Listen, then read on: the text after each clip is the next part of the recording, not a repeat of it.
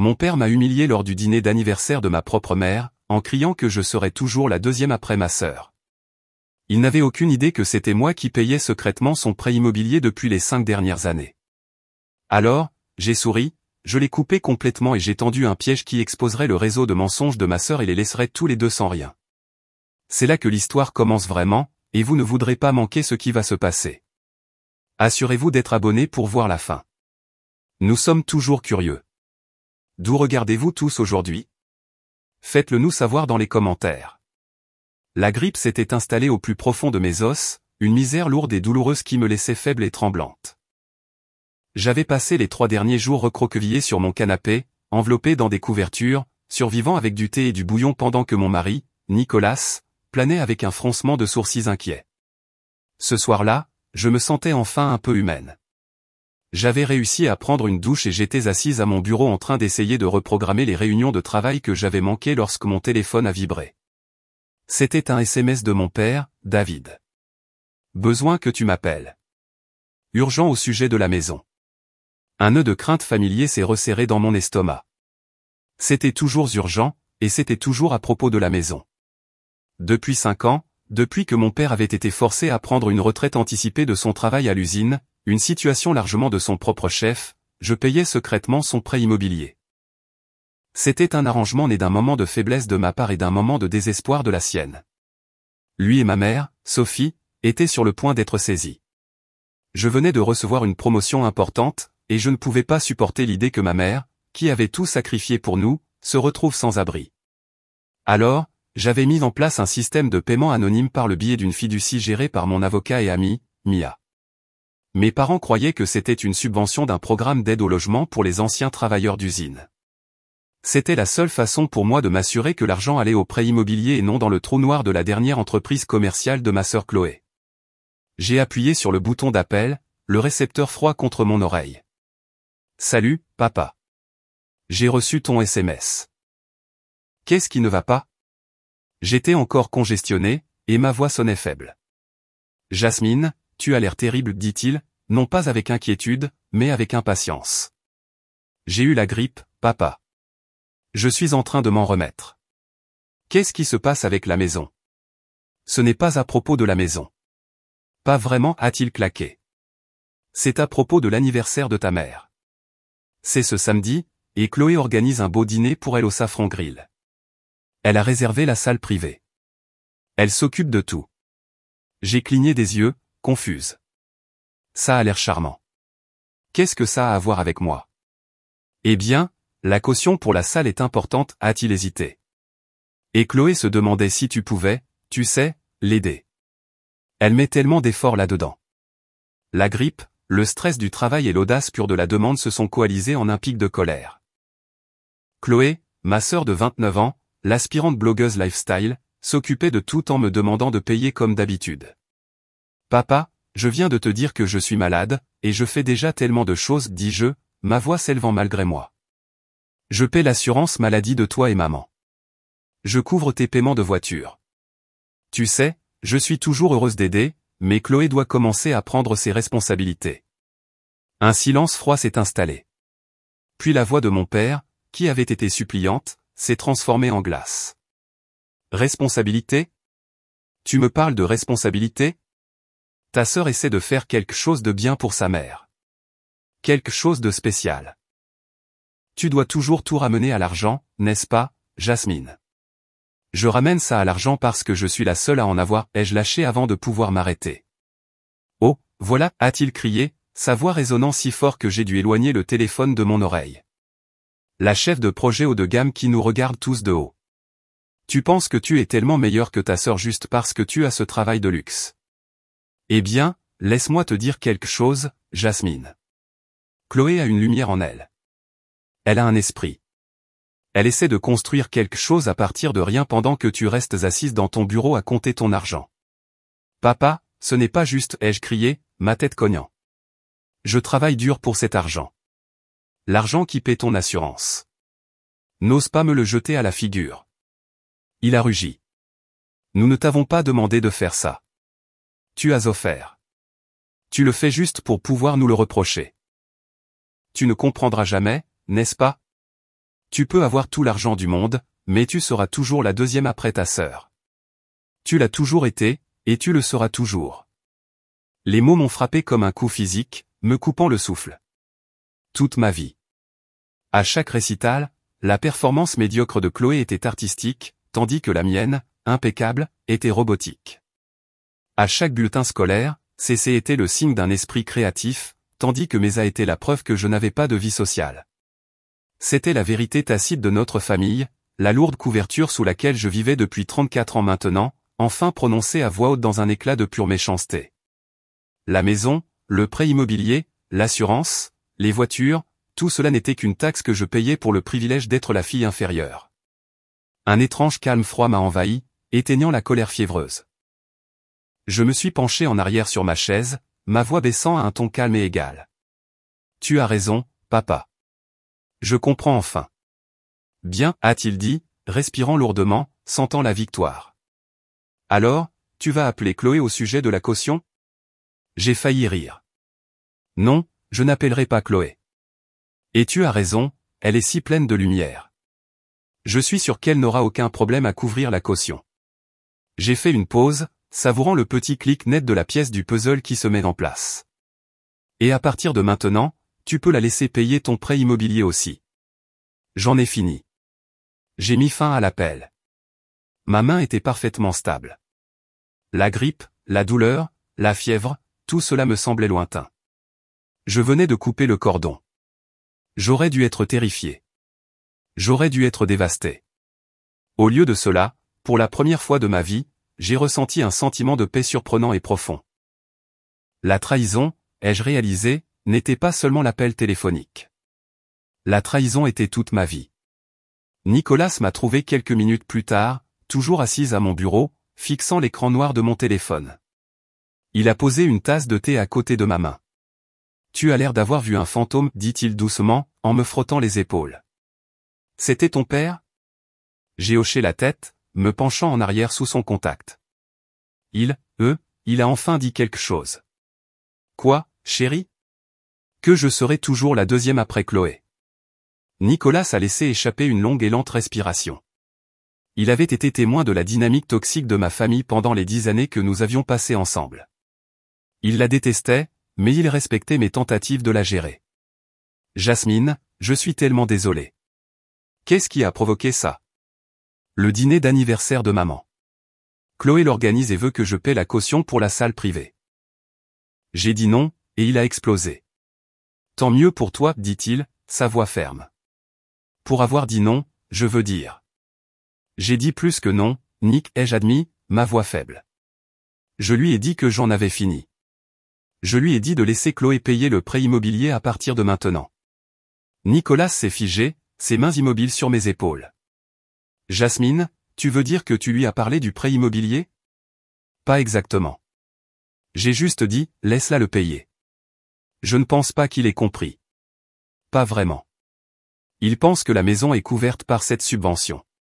Je me suis finalement tourné pour le regarder, rencontrant son regard stable et inquiet. Je vais les couper, Nick. Pour de vrai cette fois. L'assurance, les paiements de voiture et la maison. J'appelle Mia demain. Il a étudié mon visage pendant un long moment. Puis un lent sourire s'est dessiné sur le sien. D'accord, dit-il. Il est temps. Il est grand temps. De quoi as-tu besoin de moi? Juste sois là. Ça va devenir moche. Je ne vais nulle part, a-t-il promis, en embrassant mon front. Maintenant, bois ton thé. Tu as encore de la fièvre. La laideur a commencé moins d'une heure plus tard. Mon téléphone, qui avait été silencieux, a sonné à nouveau. C'était mon père. Je l'ai ignoré. Il a sonné à nouveau immédiatement. Je l'ai ignoré. Puis un SMS, Jasmine, appelle-moi maintenant. Ce n'est pas drôle. Qu'est-ce que tu voulais dire à propos du prêt immobilier? Décroche le téléphone. Ta mère est bouleversée. J'ai mis mon téléphone en silencieux et j'ai montré les SMS à Nicolas. Il commence à comprendre, ai-je murmuré. Il te blâmera d'avoir bouleversé Sophie, pas lui, d'être un monstre, prédit Nicolas sombrement. Laisse-le mijoter. Tu dois te reposer. Il avait raison. J'étais épuisé, mais l'adrénaline froide continuait de pomper. J'ai éteint complètement mon téléphone, ce que je ne faisais jamais, et j'ai laissé Nicolas me reconduire vers le canapé. Le lendemain matin, je me suis réveillé en me sentant plus clair, tant dans ma tête que dans mes sinus. La fièvre était tombée. J'ai allumé mon téléphone, et il a immédiatement explosé avec une cascade de notifications. 23 appels manqués, 17 de mon père, 6 de ma mère, une douzaine de SMS, chacun plus frénétique que le précédent. Papa, Jasmine, je suis sérieux. Je viens de recevoir un email de la banque au sujet du paiement du prêt immobilier. Il est en retard. Le programme de subvention paie toujours le premier.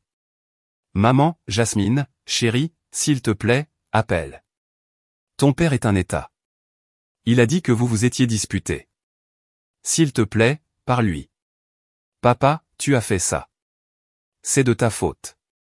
Tu as annulé la subvention. Tu essaies de nous rendre sans abri.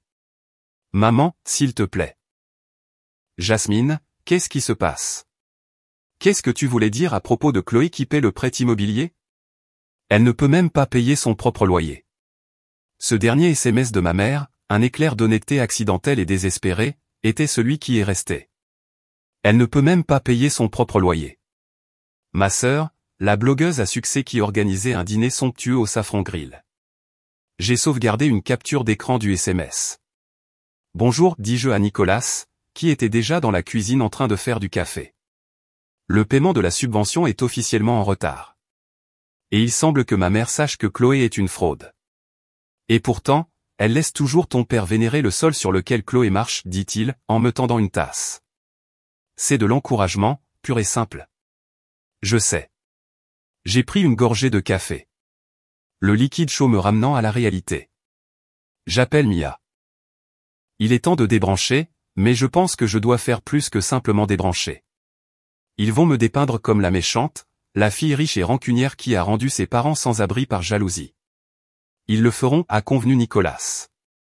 Alors, qu'est-ce que tu envisages? Une pensée, froide et précise, a commencé à se former dans mon esprit. Il ment à tout le monde depuis des années. Chloé avec son faux succès. Mon père avec sa fierté, prétendant qu'il n'avait pas besoin de mon aide. Ils ont construit toute cette façade. J'ai regardé Nicolas, une nouvelle et dure résolution dans mes yeux. Ils ont oublié une chose cruciale. Quoi donc? Je suis chef de projet. Mon travail consiste à gérer les risques, à suivre les détails et à tout documenter. Et depuis 5 ans, je documente ça. Mon dévouement envers mes parents, en particulier envers ma mère, avait été le trait caractéristique de ma vie adulte. Sophie était une femme gentille et douce, mais qui avait été réduite à néant par les fanfaronnades et la déception de mon père. Elle était la pacificatrice, celle qui me glissait $20 quand j'étais à l'université après que mon père ait refusé, en murmurant « ne lui dis pas ». C'était elle qui célébrait sincèrement mes succès, même si elle le faisait en privé, afin de ne pas contrarier Chloé. Tout ce que je faisais, c'était pour la protéger. L'assurance maladie était pour elle. Les paiements de voiture étaient pour qu'elle ait un véhicule fiable pour rendre visite à sa sœur. Le prêt immobilier.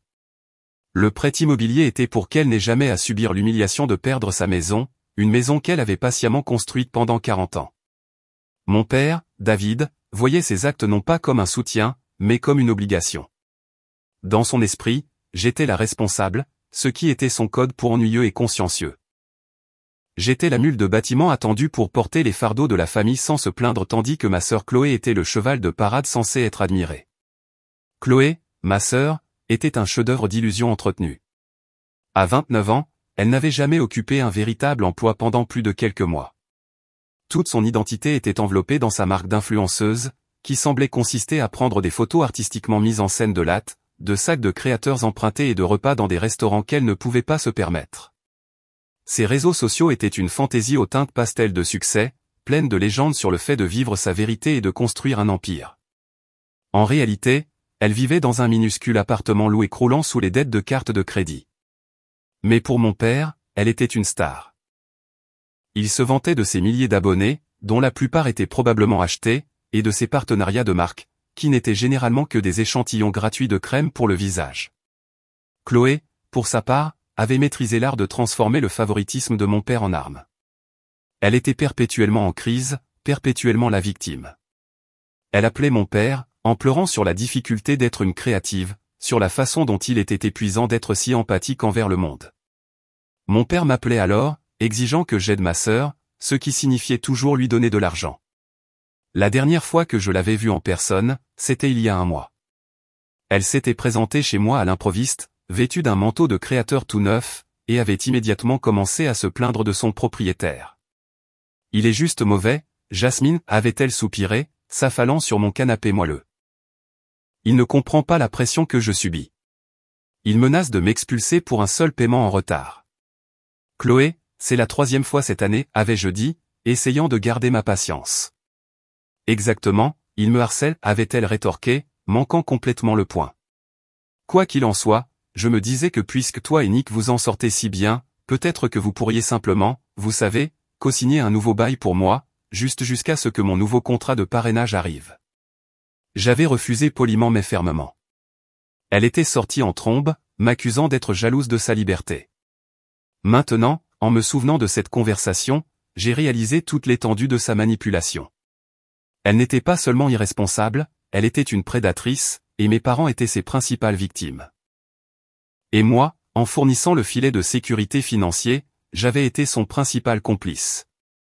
L'appel de mon père avait brisé tout le système.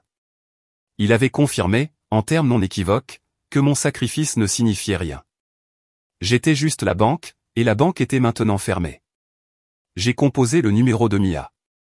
Jasmine. Sa voix joyeuse est arrivée au bout du fil. Dis-moi que tu appelles enfin pour programmer cette journée au spa. Pas exactement, Mia, dis-je, ma voix sombre. J'appelle pour débrancher le projet Rossignol.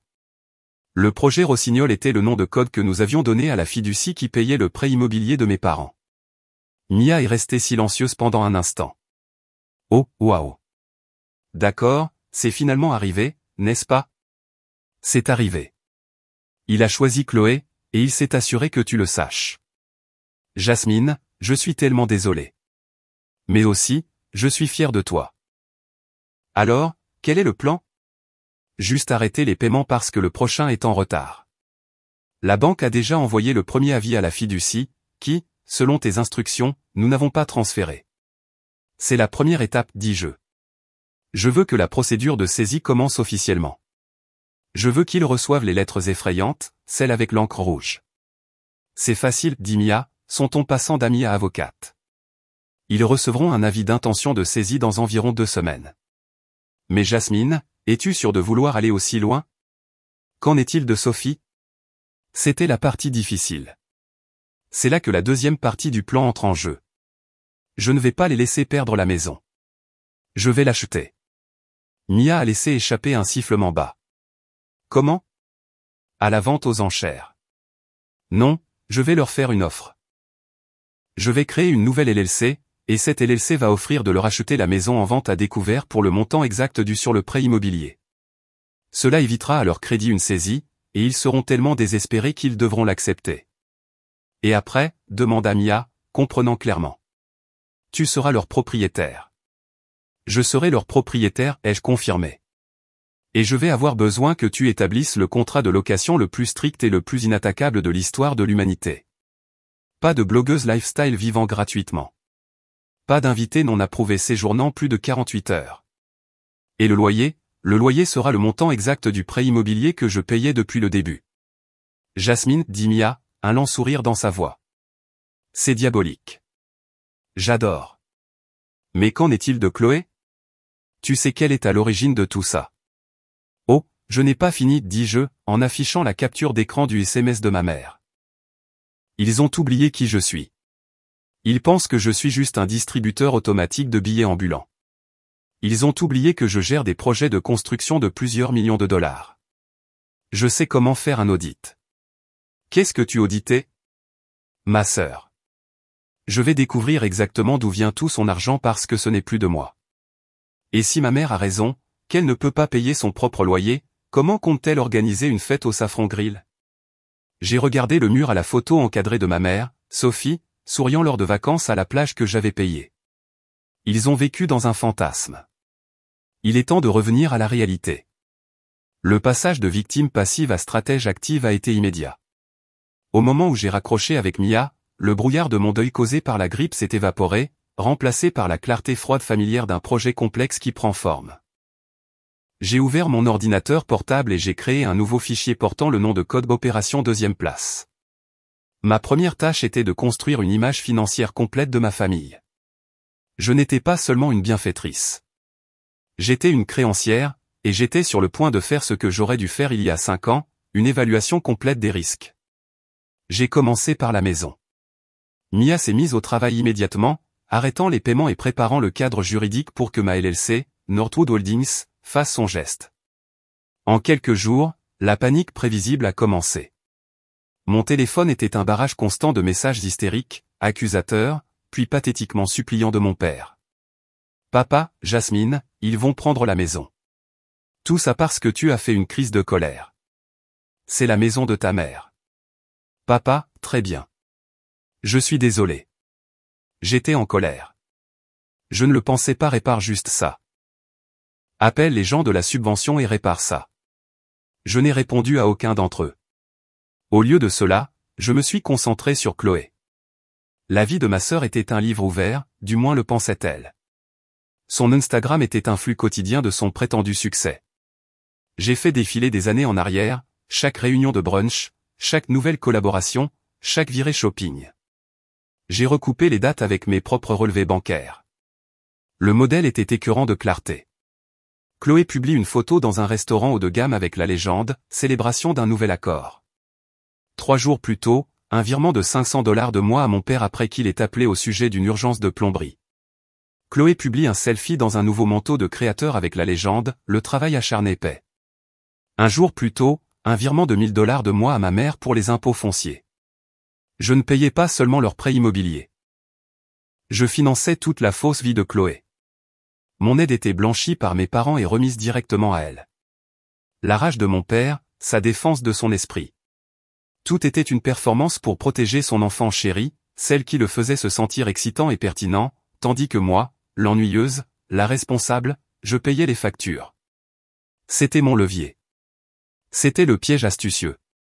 La subvention que j'avais créée était, par l'intermédiaire de Mia, légalement structurée comme un prêt sans intérêt avec la maison comme garantie. Le prêt était enregistré au nom de la fiducie, le projet Rossignol. Je n'avais pas seulement payé le prêt immobilier, je détenais le prêt immobilier. La banque n'était pas le principal détenteur de privilèges. C'était moi. Mes parents pensaient qu'ils allaient être saisis par la banque. Ils n'avaient aucune idée que la banque n'était que le prêteur secondaire. Le vrai pouvoir, la personne qui pouvait exiger le remboursement de toute la dette à tout moment, c'était moi. Et j'avais 5 années de relevés bancaires montrant exactement où mes prêts étaient réellement allés. L'étape suivante consistait à découvrir comment Chloé prévoyait de payer ce beau dîner au Safran Grill. J'ai appelé le restaurant. « Bonjour, dis-je, en prenant ma voix de chef de projet la plus professionnelle. J'appelle au nom de Chloé, nom de famille. Je suis sa coordinatrice d'événements, et j'ai juste besoin de confirmer les détails de la caution pour la salle privée pour l'anniversaire de Sophie. » L'hôtesse a été polie. « Ah, oui. La réservation pour ce samedi. Laissez-moi voir. » Oh, j'ai bien peur que cette réservation n'ait jamais été confirmée. Madame, nous la gardions, mais la caution n'a jamais été payée. La salle a été réservée par un autre groupe. Mon sang s'est glacé. Elle n'avait même pas payé la caution. Elle avait essayé de m'intimider pour que je la paie, et quand j'avais dit non, elle avait simplement laissé tomber la réservation. Elle allait attendre la dernière minute, puis appeler ma mère en larmes, blâmant le restaurant ou une autre fausse crise, et ma mère, à son tour, aurait son anniversaire gâché. C'était la dernière pièce du puzzle. Chloé n'était pas seulement manipulatrice, elle était activement cruelle, prête à saboter le bonheur de notre mère pour maintenir son statut de victime. J'ai rappelé Mia. Changement de plan. La LLC n'achète pas seulement la maison. Je veux que tu commences les procédures pour exiger le remboursement immédiat de tout le prêt. Nous ne faisons pas de vente à découvert. Nous saisissons. Ils ont 30 jours pour rembourser les 5 années complètes de paiement où je prends possession de la maison. Jasmine, c'est agressif, dit Mia prudemment. Ce n'est pas agressif, Mia. C'est une prise de contrôle hostile, ai-je répondu, ma voix stable. Ils pensent que je suis la fille de deuxième place. Ils ont oublié qu'en affaires, la deuxième place est juste la première perdante. Je ne perds pas. Pas cette fois. J'avais le levier. J'avais la documentation. Et maintenant, j'avais le motif. Le piège était tendu. L'avis juridique officiel de la Project Nightingale Trust, livré par courrier certifié et nécessitant une signature, a atterri sur le pas de la porte de mes parents 2 jours plus tard. Le compte à rebours de 30 jours avait commencé. L'explosion a été nucléaire. Cette fois, ce n'était pas seulement mon père. Ma mère, Sophie, m'a appelé, sanglotant si fort qu'elle pouvait à peine parler. Jasmine, une lettre. Il est écrit que nous devons rembourser tout l'argent de la subvention. 120 000 $. Il est écrit qu'ils saisissent. Jasmine, c'est une erreur. Tu dois nous aider. Tu es la seule qui puisse réparer ça. Mon cœur souffrait pour elle, pour la terreur authentique dans sa voix. Mais c'était une douleur tempérée par la froide certitude que sa terreur était le produit de son propre aveuglement volontaire. Je ne peux pas réparer ça, maman, dis-je, ma voix douce mais ferme. Je ne fais pas partie de ce programme de subvention. J'ai dit à papa que j'en avais fini. Mais tu connais des gens, a-t-elle plaidé. Tu es si doué avec ces choses. Ton père, il est un désastre, Jasmine. Il est juste assis dans le salon à regarder le mur. S'il te plaît. Où est Chloé, ai-je demandé, la question tranchante comme du verre.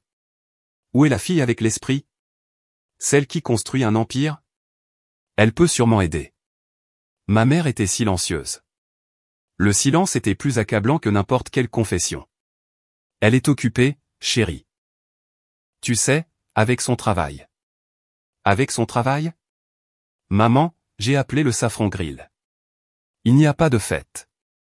Elle n'a jamais payé d'acompte. Elle allait te faire croire que tu allais passer un merveilleux dîner jusqu'au moment où tu arriverais et serais refoulé. C'est ça que tu protèges. Un souffle étranglé s'est fait entendre à l'autre bout du fil. Non. Non, elle ne ferait pas ça. Elle a dit que le restaurant avait fait une erreur. Vraiment? Ou t'a-t-elle demandé de m'appeler et de supplier pour l'argent? T'a-t-elle dit que c'était de ma faute si la fête était annulée parce que la fille de deuxième rang ne voulait pas payer? Ma mère s'est remise à pleurer, un son faible et vaincu. Je ne sais pas quoi faire. Nous allons nous retrouver à la rue. David va. Je ne peux pas. Il y a une option, dis-je, activant la phase suivante de mon plan. J'ai un ami, un avocat, qui dirige une société d'investissement, Northwood Holdings. Il pourrait être prêt à acheter la maison lors d'une vente à découvert. Cela effacerait la dette et vous pourriez partir. C'est la seule façon d'éviter une saisie sur votre dossier de crédit. Vendre, murmura-t-elle, horrifiée. Vendre notre maison. Soit vous la vendez, soit on vous la prend, dis-je sèchement. Je vais demander à mon ami Mia de vous envoyer les papiers. Papa et toi devriez y jeter un coup d'œil. J'ai raccroché et j'ai immédiatement appelé Nicolas. La phase 2 est engagée. Ils sont brisés. Ils sont terrifiés. Ils vont se battre, mais ils signeront. Et Chloé, demanda-t-il. C'est elle la prochaine. La réunion de famille a eu lieu ce week-end-là. Ce n'était pas une demande. C'était une convocation. Mon père, ma mère et Chloé sont arrivés chez moi. C'était la première fois qu'ils y mettaient les pieds depuis plus de 6 mois. Mon père avait l'air gris et rapetissé. Les yeux de ma mère étaient rouges et gonflés. Chloé, en revanche, était une vision de rage indignée. Elle a fait irruption, portant toujours son manteau de marque, son visage un masque de mépris. Je n'arrive pas à croire que tu fasses ça, Jasmine, cracha-t-elle avant même d'être complètement dans la pièce. Laisser faire ça, rendre maman et papa malades d'inquiétude. Tout ça parce que tu es jalouse. Bonjour, Chloé, dis-je calmement. Nicolas se tenait à mes côtés, sa présence un mur solide. Asseyez-vous, s'il vous plaît. Nous avons beaucoup de choses à discuter. Je ne m'assieds pas, hurla-t-elle. Tu dois arranger ça. Tu dois appeler les gens de ta subvention et leur dire d'arrêter. Tu essaies de nous ruiner. Je n'essaie pas de vous ruiner, Chloé. Et il n'y a pas de gens de subvention à appeler. Qu'est-ce que ça veut dire? Murmura mon père, sa voix tremblant. Je le regardai droit dans les yeux. Ça veut dire qu'il n'y a jamais eu de subvention, papa. Il n'y a pas eu de programme d'aide au logement. Il n'y a eu que moi. Je paie votre hypothèque depuis 5 ans. La main de ma mère vola à sa bouche. Le visage de mon père passa du gris au blanc. Chloé se contenta de fixer, ses yeux se rétrécissant. Tu mens, dit Chloé, mais sa voix hésita. Vraiment? Je me suis tourné vers mon ordinateur portable, qui était connecté à la grande télévision de notre salon. J'ai cliqué sur un bouton. Une feuille de calcul est apparue à l'écran. Ceci, dis-je, ma voix résonnant avec l'autorité froide d'une présentation de salle de réunion, est un audit du projet Rossignol. Sur la gauche, vous verrez tous les versements hypothécaires que j'ai effectués depuis 2020. Un total de 121 450 $ et 60 cents. Et sur la droite, je cliquais à nouveau. Une deuxième série de colonnes apparut, remplies de virements bancaires, de frais de restaurant et de noms de boutiques, c'est là où est allé l'argent que je vous ai donné en plus de l'hypothèque. C'est 500 $ pour l'urgence de plomberie du 12 mars. C'est drôle parce que le 14 mars, Chloé, tu as posté ceci. J'ai cliqué et sa photo Instagram d'une réunion de brunch est apparue. L'addition dans ce restaurant pour 4 personnes était de 480 $. J'ai continué ligne par ligne. L'argent des impôts fonciers qui est devenu son nouveau manteau, le fonds de réparation de voitures qui a payé son week-end au spa. J'avais tout. Les dates, les montants, les posts Instagram. C'était un enregistrement méticuleux et indéniable de leur fraude. Ma mère pleurait ouvertement maintenant. David, tu m'as dit. Tu m'as dit que ça venait de ta pension. Mon père ne pouvait pas parler. Il fixait l'écran, la bouche ouverte, son illusion se brisant en temps réel. Chloé, cependant, passa à l'attaque. Tu m'as espionné. Tu es une psychopathe. Tu me harcèles. Ce n'est pas du harcèlement quand tu le postes publiquement pour que le monde entier le voie, Chloé, dis-je. Ce n'est pas du harcèlement quand tu utilises mon père comme intermédiaire pour voler mon argent. L'argent que j'ai donné pour garder un toit sur la tête de nos parents. L'argent que tu as utilisé pour te construire une vie qui est un mensonge total. Toi, cria-t-elle, se jetant sur moi. Nicolas s'est interposé instantanément. N'ose pas, dit-il, sa voix un grondement sourd qu'elle n'avait jamais entendu. Tu vas t'asseoir ou tu vas partir. Chloé recula, choquée. Elle regarda son père. Papa, tu vas la laisser me parler comme ça? Mon père leva enfin les yeux. Il me regarda, la feuille de calcul, Chloé.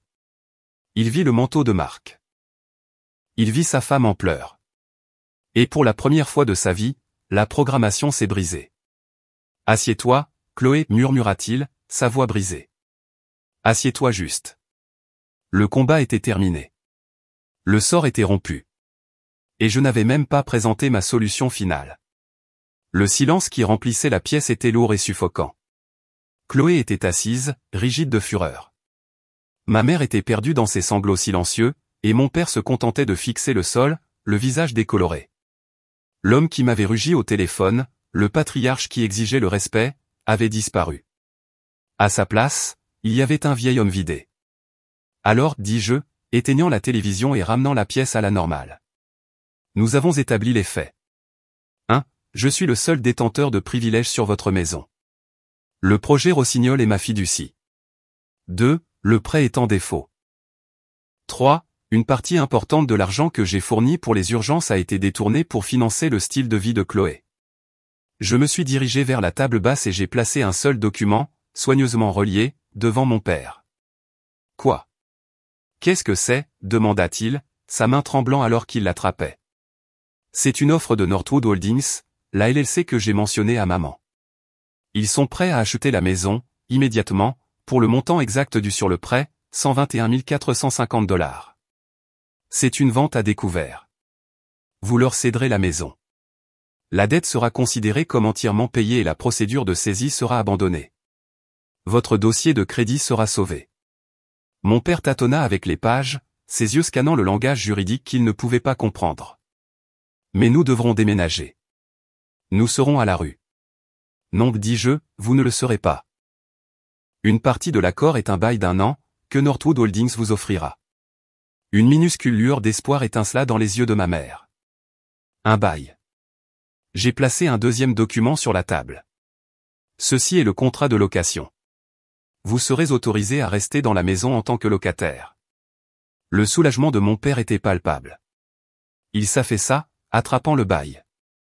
Merci, Jasmine. Dieu, merci. Je ne sais pas. Vous devriez lire les conditions avant de me remercier, interrompis-je. Nicolas, ça vous dérangerait?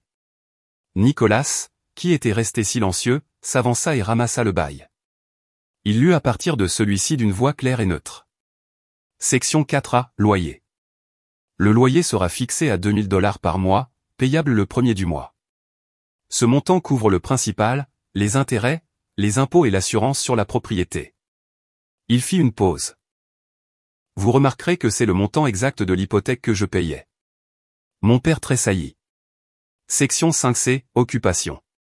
Nicolas continua, les lieux doivent être occupés uniquement par les locataires énumérés dans le présent contrat, David nom de famille et Sophie nom de famille.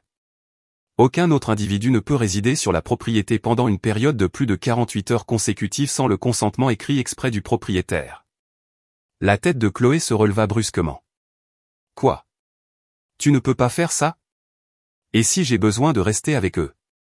Alors tu as 48 heures, Chloé, dis-je. Tout comme n'importe quel autre invité, tu ne déménageras pas ici. Tu ne stockeras pas tes boîtes dans le garage. Tu ne squatteras pas ici pendant des semaines quand tu seras expulsé de ton propre appartement. En parlant de ça, je tournai mon regard vers elle. Tu n'as pas payé ton loyer, n'est-ce pas, Chloé? Je sais que tu as au moins 2 mois de retard. Ton propriétaire a déjà déposé les premiers papiers d'expulsion. Tu avais prévu de prendre l'argent chez moi, et quand cela a échoué, tu allais revenir vivre ici. C'est pour ça que tu étais si désespéré. Le visage de Chloé devint blanc. Elle avait pensé que ses tromperies étaient brillantes, mais elle était négligente, laissant une traînée de documents publics longue d'1 kilomètre. Tu n'as aucune preuve, balbutia-t-elle. Je n'ai pas besoin de preuves. J'ai juste besoin de faire respecter mon bail. Si tu es là le 3e jour, maman et papa seront en violation, et la procédure d'expulsion commencera pour eux tous. Es-tu prête à prendre ce risque, Chloé? Es-tu prête à rendre maman et papa vraiment à la rue, juste pour avoir un endroit gratuit où rester? Chloé me regarda avec une haine pure et absolue. C'était la vraie confrontation. La maison n'était qu'un bâtiment. La vraie bataille était pour le contrôle, pour les ressources qu'elle avait pompées pendant une décennie. Et enfin, dis-je, regardant à nouveau mon père, il y a la question des $60 000. L'argent dont je peux prouver qu'il a été détourné de sa destination initiale, les fonds d'urgence qui sont devenus la virée shopping de Chloé. Jasmine, s'il te plaît, murmura ma mère. Nous le rembourserons d'une manière ou d'une autre. Vous n'êtes pas obligé, dis-je. Je suis prête à pardonner cette dette à une condition. Tous les 3 me regardèrent, piégés. Chloé, dis-je, ma voix dangereusement douce, tu vas trouver un emploi, un vrai emploi W2 avec un chèque de paie, et tu vas payer ton propre appartement. Tu vas me fournir une copie de ton bail signé et de tes 2 premiers talons de paie.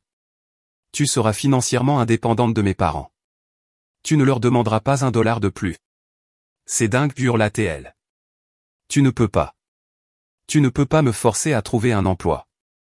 Non, je ne peux pas, acquiesçai-je. Mais je peux choisir de ne pas pardonner la dette de $60 000. Si je ne reçois pas cette preuve d'emploi et ce bail de ta part dans les 30 jours, je ne pardonnerai pas la dette. Au lieu de cela, je déposerai une plainte civile contre vous 3, toi pour fraude, et eux pour complot, pour le montant total. Et je gagnerai. J'ai les relevés bancaires. J'ai les textos. J'ai les posts Instagram. C'est une affaire gagnée d'avance, et mon avocat est déjà en train de rédiger la plainte. J'ai laissé la menace planer dans l'air, la ruine. Ruine publique, juridique, financière. Ou, continuai-je, tu peux trouver un emploi. La dette disparaît. Maman et papa peuvent rester dans leur maison, et tout cela disparaît. Le choix t'appartient. Tu as 30 jours pour signer l'accord de vente et le bail. Et Chloé, ton compte à rebours de 30 jours commence maintenant. Les semaines qui ont suivi ont été une guerre froide tendue. Mes parents ont signé l'accord de vente et le nouveau bail dans les 48 heures. Ils étaient terrifiés, brisés et n'avaient pas d'autre choix. La maison a été officiellement vendue à Northwood Holdings. J'étais, à toutes fins utiles, leur propriétaire. Chloé, cependant, était silencieuse. Elle avait quitté ma maison en trombe et refusé de répondre aux appels de mes parents. Elle avait, en fait, disparu, les laissant faire face seule aux conséquences. Mon père, à ma surprise, sembla changer. Il m'a appelé une fois, pas pour se mettre en colère, mais pour demander d'une petite voix, « Jasmine, le loyer du premier mois. » Il est dû le premier. Je reçois mon chèque de pension le 3. Est-ce que ça va si c'est 2 jours en retard? Juste cette première fois. Ça va, papa, dis-je, ressentant une étrange pitié creuse. Je peux configurer le paiement automatique pour le 3 du mois. Ce n'est pas un problème. Merci, murmura-t-il, et raccrocha. Le lion était finalement devenu une souris. La vraie confrontation, cependant, était encore à venir. L'événement que ma sœur n'avait pas réussi à organiser, le 60e anniversaire de ma mère, avait toujours lieu. Nicolas et moi l'avions repris.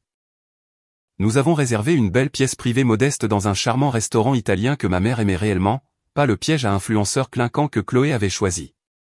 Nous avons invité un petit groupe de ses parents et amis les plus proches, environ 15 personnes au total. Mes parents, sous le choc, avaient accepté de venir. Nous n'avions pas entendu parler ni invité Chloé. Le soir du dîner, ma mère avait l'air soulagée. Elle était bien habillée. Elle souriait, pour la première fois, elle ne scrutait pas anxieusement la pièce à la recherche de Chloé, attendant le prochain drame. Mon père était calme mais poli, parlant avec sa sœur et serrant la main aux parents de Nicolas. C'était paisible. Jusqu'à ce qu'elle arrive. À mi-chemin du plat principal, la porte de la pièce privée s'ouvrit brusquement. Chloé se tenait là. Elle n'était pas habillée pour un bon dîner. Elle portait un jean déchiré et un haut moulant, ses cheveux en désordre, ses yeux sauvages. On aurait dit qu'elle n'avait pas dormi depuis des jours. La pièce se tut. Ma mère haleta. « Vous faites la fête, dit Chloé, sa voix tremblant d'un mélange toxique d'apitoiement sur soi et de rage. Vous faites la fête sans moi. Chloé, ma chérie, s'il te plaît, commença ma mère, se levant de sa chaise. Nous ne savions pas où tu étais. Vous saviez, hurla-t-elle, pointant un doigt vers moi. C'est elle qui a fait ça. Elle vous a interdit de me parler. Elle essaie de me remplacer. Je posai lentement ma serviette sur la table et me levai. Personne ne te remplace, Chloé. Nous ne pensions pas que tu voudrais venir à une fête de 2e rang. Les autres invités, mes tantes, mes oncles, les amis de ma mère, regardèrent, horrifiés et confus. Tu te crois si maligne, grogna Chloé, faisant quelques pas dans la pièce. Tu crois avoir gagné? Tu as pris la maison de mes parents. Tu es mauvaise, Jasmine. Tu es un monstre. Je suis leur propriétaire, dis-je, ma voix traversant la pièce claire et froide. C'est moi qui paie la banque, tout comme c'est moi qui payais la banque depuis 5 ans. La seule chose qui a changé, c'est que l'arrangement est maintenant officiel. Tu m'as forcé à partir, cria-t-elle, des larmes de rage commençant à couler sur son visage. Tu as ruiné ma vie. J'ai perdu mon appartement. Je vis dans ma voiture à cause de toi. Un halètement collectif traversa la pièce. C'était son atout, sa dernière tentative désespérée pour obtenir de la sympathie. Elle était la victime, sans abri et seule, détruite par sa sœur cruelle et riche. Mon père commença à se lever, ses anciens instincts se réveillant. Chloé, dans ta voiture? Je levai une main, lui faisant signe de s'arrêter. Je la regardais juste. Je ne ressentais pas de colère. Je ne ressentais pas de pitié. Je ne ressentais rien. Oui, Chloé, tu es dans ta voiture, dis-je. Et sais-tu pourquoi tu es dans ta voiture? Est-ce parce que j'ai arrêté de te donner mon argent, ou est-ce parce qu'au cours des 30 derniers jours, tu n'as pas postulé à un seul emploi? Elle me regarda abasourdie. Vous voyez, continuai-je, m'adressant à toute la pièce, j'ai donné un choix à Chloé. J'aurais pardonné tout l'argent qu'elle m'a volé, plus de 60 000 $, si elle avait fait une seule chose, trouver un emploi. N'importe quel emploi pour prouver qu'elle pouvait enfin se tenir sur ses 2 pieds et cesser de saigner nos parents à blanc. Mais elle ne l'a pas fait. N'est-ce pas, Chloé? Je me suis dirigé vers mon sac à main et j'ai sorti une pile d'enveloppes. Elle ne l'a pas fait parce qu'elle était trop occupée. Elle était occupée à demander 3 nouvelles cartes de crédit à limite élevée. Elle était occupée à essayer d'obtenir un prêt personnel en utilisant l'ancienne maison de nos parents comme garantie, ce qui lui a été refusé parce que je suis propriétaire de la maison. Elle était occupée à envoyer des messages à mon mari, Nicolas, en lui demandant de l'argent dans mon dos. J'ai jeté les enveloppes sur la table. C'étaient les lettres de refus de carte de crédit. Elles avaient été envoyées par la poste à la maison de mes parents, sa dernière adresse connue, et mon père, que Dieu bénisse son honnêteté nouvelle et terrifiée, me les avait données. Le visage de Chloé s'est effondré. Ce n'était pas de la tristesse. C'était l'humiliation totale et vide d'une escroc dont chaque dernière marque avait été révélée. Ma mère, qui avait regardé cela avec une main sur le cœur, passa finalement à l'action.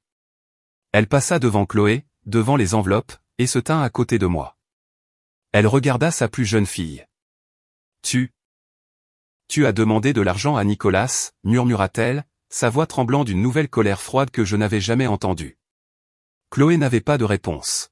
« Sors, dit Sophie. » Maman étouffa Chloé. « Sors, répéta ma mère, sa voix s'élevant en un ordre puissant. Tu ne gâcheras pas ça. Tu ne gâcheras plus rien d'autre. Sors.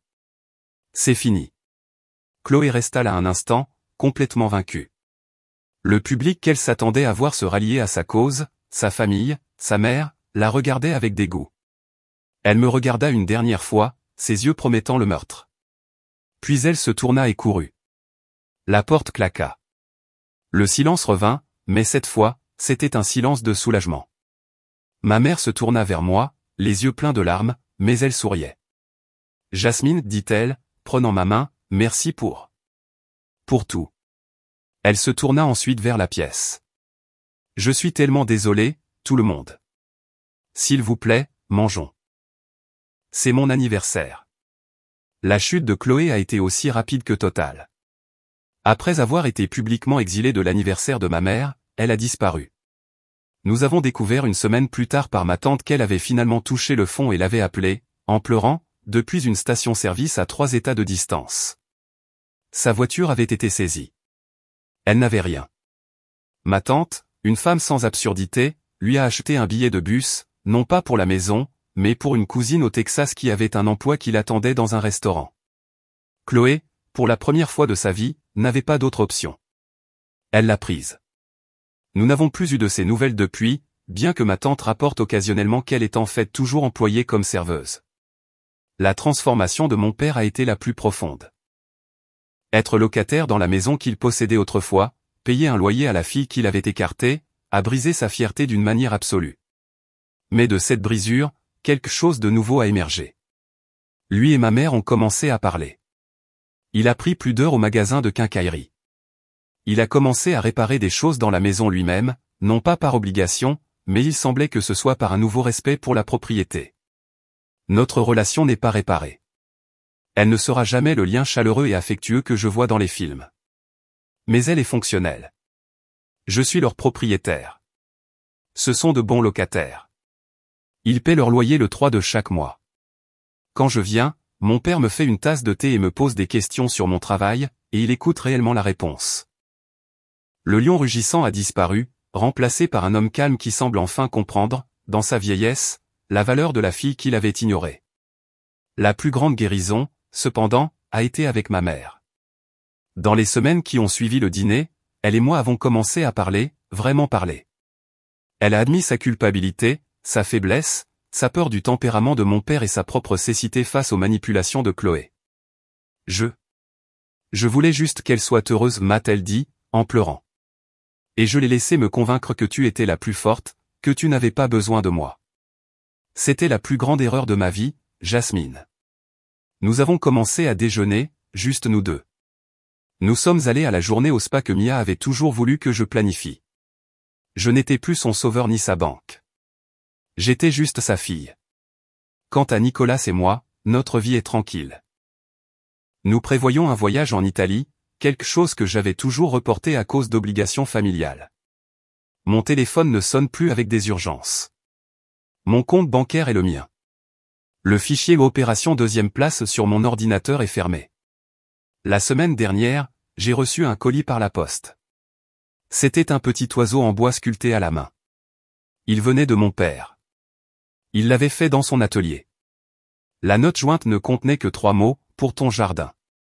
Ce n'étaient pas des excuses. Pas vraiment. Mais alors que je le plaçais sur le rebord de ma fenêtre, regardant la lumière du matin attraper le bois, j'ai réalisé que c'était quelque chose de mieux. C'était un début. Je n'étais plus la deuxième place. J'étais juste Jasmine. Et pour la première fois, c'était plus que suffisant.